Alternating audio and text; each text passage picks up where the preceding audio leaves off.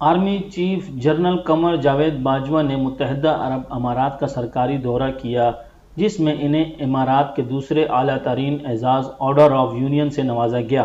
ISPR کے مطابق chief of army staff نے متحدہ عرب امارات کے صدر شیخ محمد بن زائد ال نہیان سے ملاقات کی، جس میں باہمی دلچسپی، دفاعی اور سیکیورٹی تعاون پر تبادلہ خیال کیا گیا، جبکہ اس دوران مشرق وسطیٰ میں علاقائی سلامتی کی صورتحال پر بھی گفتگو کی گئی۔